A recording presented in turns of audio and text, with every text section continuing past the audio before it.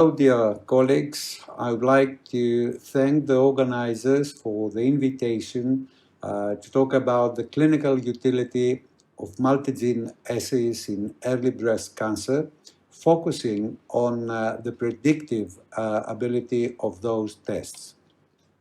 Here are my disclosures. During my talk, I'm going to present you some background data on what was missing in treating breast cancer patients. And then I'll move to the latest data of multigene assays and how MGAs can be used in clinical practice. And I'll close my talk by presenting a couple of case studies from my personal files. It was about 20 years ago when in a special article by NIH, it was stated that it is important to determine whether there are specific patient populations for whom it is reasonable to avoid the administration of cytotoxic chemotherapy. However, was unfortunately very limited information at that time available to answer this important question. In an early breast cancer trialist collaborative group meta-analysis of studies comparing chemotherapy to no chemotherapy, it was shown that the vast majority of patients with early breast cancer do not benefit from adjuvant chemotherapy. Indeed, it is only a very small percentage, 6 to 10% of patients who benefit from chemotherapy, whilst the remaining 90%, they do not have or have very little benefit from the addition of chemotherapy, but will often suffer from the side effects of a cytotoxic treatment.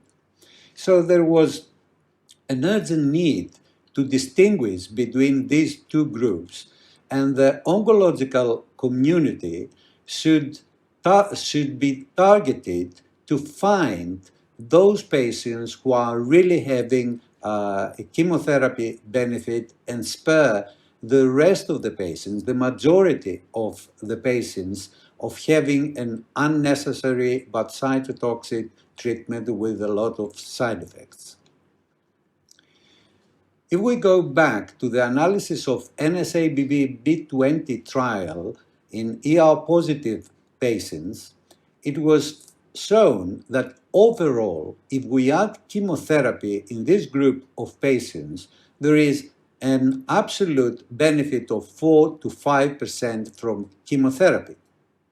However, statistical analysis failed to identify the subgroup of patients with negative nodes and ER-positive tumors who will benefit from chemotherapy. And therefore, the advice after that analysis was to chemotherapy to all this group of patients, irrespectively of clinical pathological parameters, in an attempt to include the subgroup of patients who will have benefit from chemotherapy. Of course, we can understand that this was over-treatment for the majority of patients in this group. So, before multigene assays, treatment decisions were mainly based on the combination of clinical pathological parameters giving an idea of prognosis for our patients, because tools for prediction of specific chemotherapy benefit was missing. And here it is the point where multigene assays go beyond clinical and pathological staging, providing more information.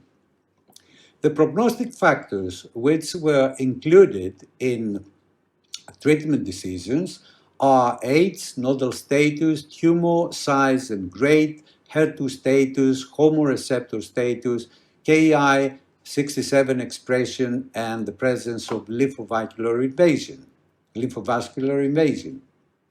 However, only 2 of those estrogen receptors, and HER2 status are also predictive of a specific of a response to a specific treatment.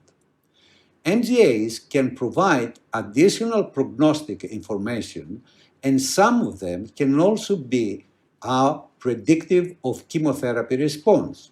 But allow me to point out here that in order for a biomarker to be recognized as a predictive of treatment benefit, it has to be tested and validated in the context of a randomized study. So gradually, we moved from clinical factors to pathological factors, and nowadays to molecular biology and gene expression, moving towards increasing the level of precision for guiding treatment decisions. And indeed, some of the MGAs include key genes linked to critical molecular pathways. For example, the Oncotype DX, the 21 gene assay, includes genes which are linked to the HOMO receptor group, to proliferation, HER2 and invasion group. There is a long list of multi-gene assays available. However, these four, Oncotype DX, Mammaprint, Endopredict, and Prosigna, the PAM50 risk of recurrence, are the most widely used. However, I go back to what I have stated. In order to have prediction of chemotherapy, we need validation of the predictive assay tool in the context of a randomized study. And so far, in regards to Endopredict and Prosigna, we don't have any studies, we don't have any data showing the ability that these tests can predict a chemotherapy benefit. We only have prospective randomized trials for Oncotype DX and Mammaprint, and I'm going to focus on these two. There is a long history of research behind Oncotype DX, both for validation in prognosis of disease and prediction of chemotherapy benefit. However, most importantly, the last few years, we have confirmatory of chemotherapy benefit data coming from two large trials, including thousands of patients, TAILOR-X trial for lymph node negative patients, and RX-Ponder trial for lymph node positive patients. It is worth noticing again that both trials included quite a number of patients, but both of them have two arms comparing two treatments, endocrine therapy alone versus endocrine plus chemotherapy. TAILOR-X study included lymph node negative patients, and all patients having recurrence score between 11 to 25 were randomized to receive either endocrine therapy alone or chemoendocrine therapy. The RX-Ponder trial included patients with positive lymph nodes, 1 up to 3 nodes, and all of those patients having a recurrence score up to 25 were randomized to endocrine therapy alone or chemoendocrine therapy. In this table, it is a summary of all results from these prospective randomized trials. For lymph node negative patients with 9-year follow-up, it was shown that patients over the age of 50 years, if they have a recurrence score up to 25, they do not receive any benefit of the addition of chemotherapy to endocrine treatment. As for the patients who are younger than the age of 50, with a recurrence score up to 16, again, there is no chemotherapy benefit. For the group of patients with a recurrence score 16 to 20, there is a small benefit which has to be balanced with the side effects of chemotherapy. And in the group of patients with a recurrence score 21 to 25, being younger than 50 years of age, there is a clear benefit of adding chemotherapy. For lymph node positive patients with 5-year outcome, again for postmenopausal patients with a recurrence score up to 25, there is no indication for chemotherapy benefit. For premenopausal women, there is a 2.9% chemotherapy benefit if the recurrence score is less than 25 in terms of developing distant metastasis as first event. In an analysis of the Taylor-X study for lymph node negative patients, it was shown, for example, that a quite high percentage of high clinical risk patients who would have taken chemotherapy otherwise, they have a low recurrence score result, showing that there is no need for chemotherapy. And these patients could have been overtreated. On the other hand, again, a high percentage of patients who have a low clinical risk and who otherwise wouldn't receive any chemotherapy, they end up with a high recurrence score result, indicating that they're really going to have a benefit if chemotherapy is added. And these patients could have been undertreated. So the Oncotype DX breast recurrence score potentially reduces the risk of over and under treatment if it is implicated in our clinical practice. At this point, let me try to answer two very important questions. By using clinical and pathological parameters, can we predict chemotherapy benefit? And additionally, these parameters, can they predict the recurrence score result? Well, again, in Taylor-X trial, it was shown that the clinical pathological parameters are prognostic, but they are not predictive of chemotherapy benefit. An analysis included tumor size, grade, and clinical risk category. You can see here that there is a distribution of Oncotype DX results in all tumor sizes from less than 1 to more than 3 centimeters. And the same is for tumor grade, recurrence score all over for grade 1, grade 2, and grade 3. And the same is for clinical risk. We can see here the distribution of recurrence score results in relation to the tumor size. And we can see even very small tumors can have a high recurrence score, and very large tumors over 4 centimeters can have a low recurrence score, indicating that despite the large size of the tumor, chemotherapy is not going to give any benefit to the patient.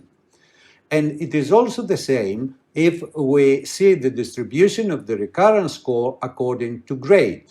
And it is the same no matter if the grade was evaluated locally or centrally, with a small difference. For grade 1 tumors, we can still see 12% of patients having high recurrence score, indicating chemotherapy. And most importantly, for grade 3 tumors, we have a high percentage of low recurrence score, indicated that despite grade 3, no chemotherapy chemotherapy is not going to give any benefit to our patient.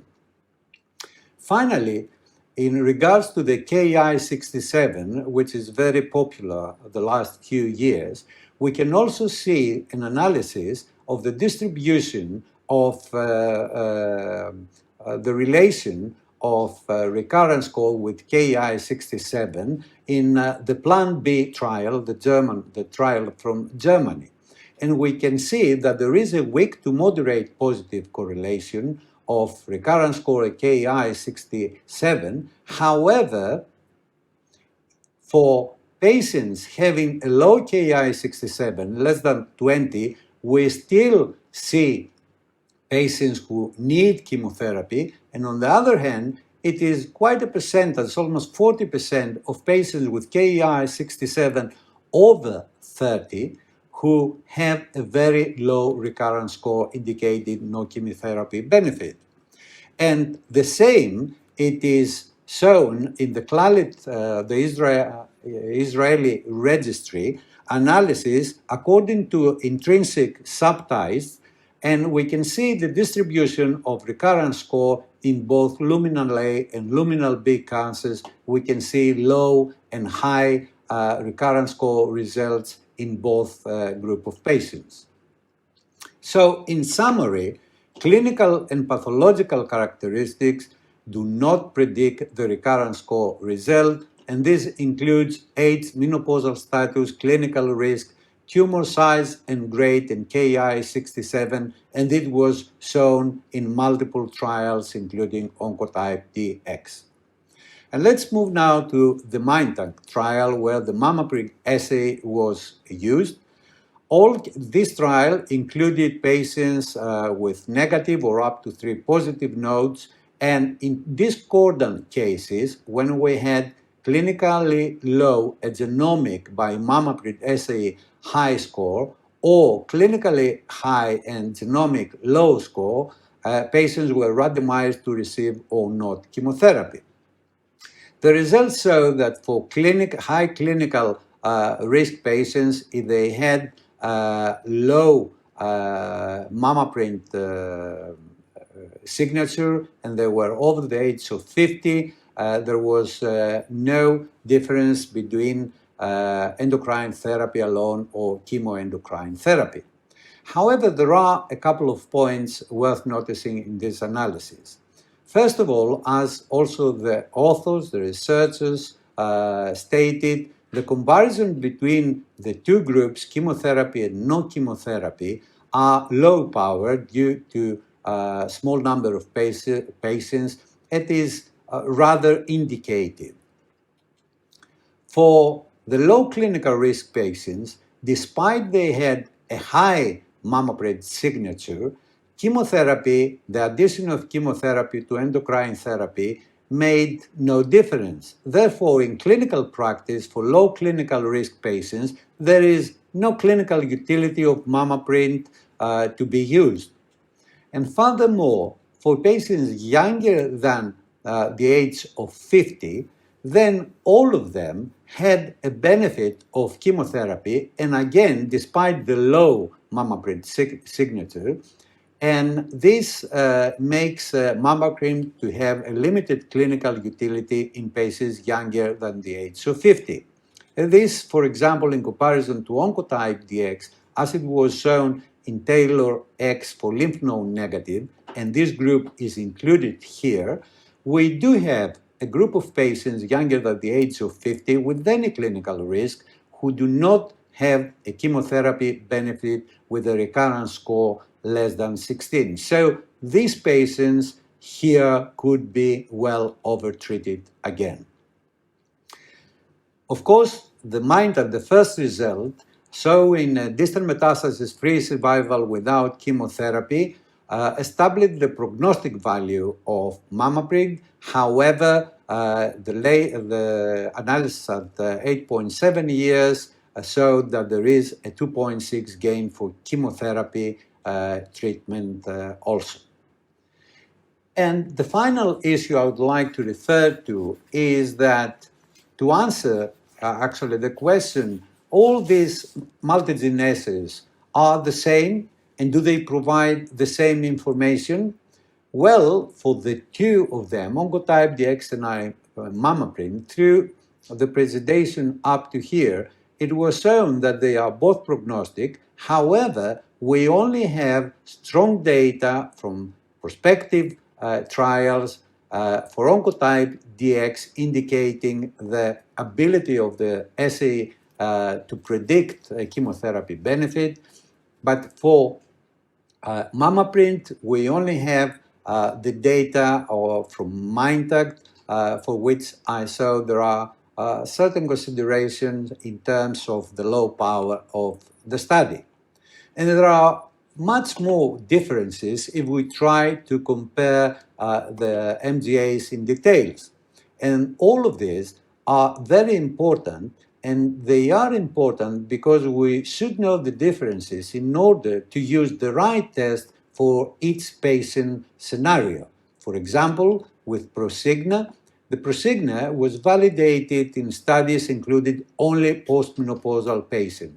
So it is questionable if we can use it when we are evaluating premenopausal patients. And again, they do not stratify patients the same.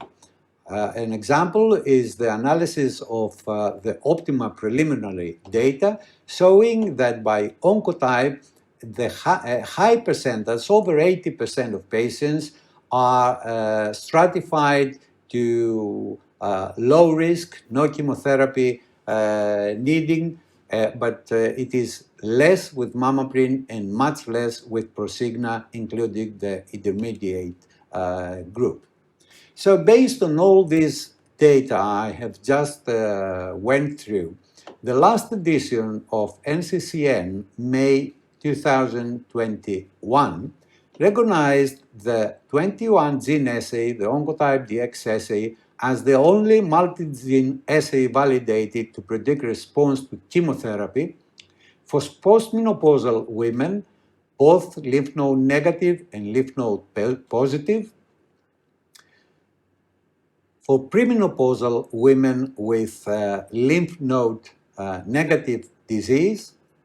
As for premenopausal women who have invasion of lymph nodes, there was an advice that it could be considered to assess prognosis because it is unclear if the benefit of chemotherapy shown in this group of patients is due to the ovarian suppression effect which is promoted by chemotherapy.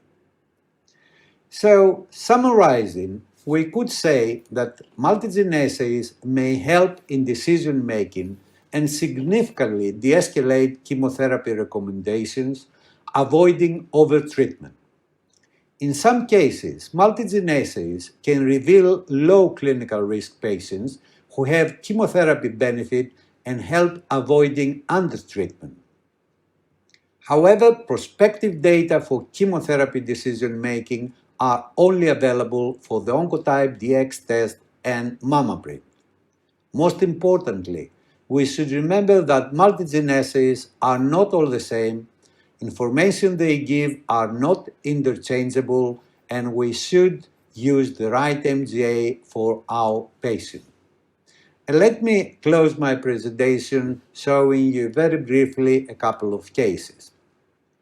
Here we have a case of a 46-year-old premenopausal woman, invasive ductal carcinoma, negative nodes, hormone receptor status positive, HER2 negative, with a tumor size 2.3 over 2 centimeters and a grade 3. So due to that, this patient is considered as high clinical risk, and otherwise she should receive chemotherapy. However, the recurrence score was 8, and we know that for this recurrence score, there is no indication of chemotherapy benefit. Case B is a similar case, 48 years old, premenopausal, invasive ductal, negative nodes, positive hormone receptor status, HER2 negative, smaller tumor, 1.6, histological grade 1. So she is considered as a low clinical risk and she would avoid chemotherapy. However, the recurrence score came back 23, and for this group of patients, there is a significant chemotherapy benefit. Let me remind you from the tables I've shown you a few minutes ago that in TAILOR-X and an SABB-B20, patients younger than the age of 50, they do not receive any chemotherapy benefit if they have a recurrence score less than 16. Our patient had 8 and belongs to this group. And for case B, by combining age and the clinical risk, our patient with a recurrence score 23 lies here, where it is clear that she might have a chemotherapy benefit from 6.4 up to 4, 12, 11%. Therefore, the first patient received, based on the recurrence score, endocrine treatment only, and the second patient received chemotherapy, endocrine, plus endocrine treatment. And in both cases, the recurrence score clinical utility was proven as overtreatment and undertreatment, they were both avoided.